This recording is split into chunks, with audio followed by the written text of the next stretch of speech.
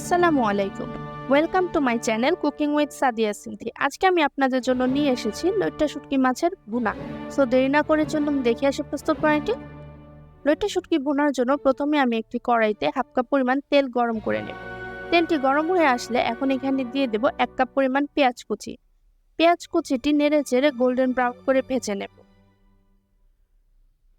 Golden brown করে ভাজার এক পর্যায়ে এখানে দিয়ে দিব 4-5টি শুকনো মরিচের টুকরো। এগুলোকে নেড়ে চেড়ে ভালো করে গোল্ডেন ব্রাউন করে ভেজে নেব।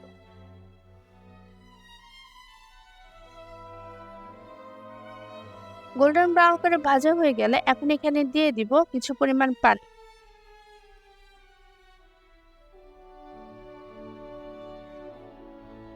পানি দিয়ে একটু নেড়ে চেড়ে ভালো করে মিশিয়ে দিব।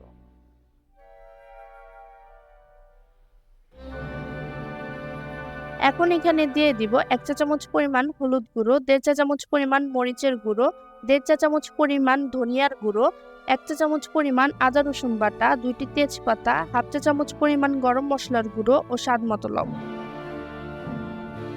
এগুলোকেও নেড়ে চেড়ে ভালো করে কষিয়ে নেব। কষানো হয়ে গেলে এখন এখানে আবারও কিছু পরিমাণ পানি দিয়ে তাতে দিয়ে দিব কিউব করে কেটে রাখা বড় একটি টমেটো। এগুলোকে নেড়ে চেড়ে ভালো করে মিশিয়ে নেব।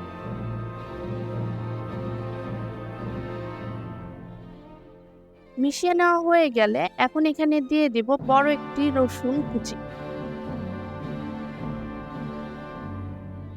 এগুলোকে নেড়ে চেড়ে ভালো করে কষিয়ে নেব। আবারও পানি দিয়ে ভালো করে কষিয়ে নেব।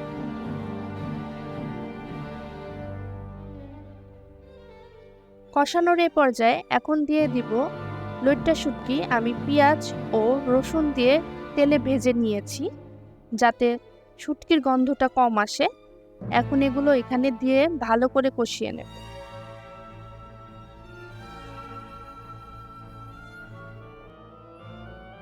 কষানোর এক পর্যায়ে এখন এখানে দিয়ে দিব একটি লেবুর রস।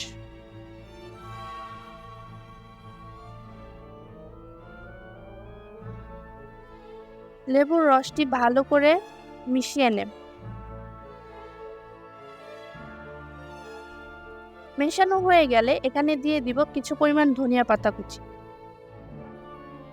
ধনিয়া পাতা কুচিটি ভালো করে মিশিয়ে নামিয়ে পরিবেশন করলে ব্যাস তৈরি হয়ে গেল আমাদের মজাদার লইট্টা শুটকি মাছের ভুনা। সো আমার ভিডিওটি যদি আপনাদের ভালো লেগে থাকে তাহলে অবশ্যই আমার ভিডিওটিতে একটি লাইক দিবেন এবং আমার সাথেই থাকবেন।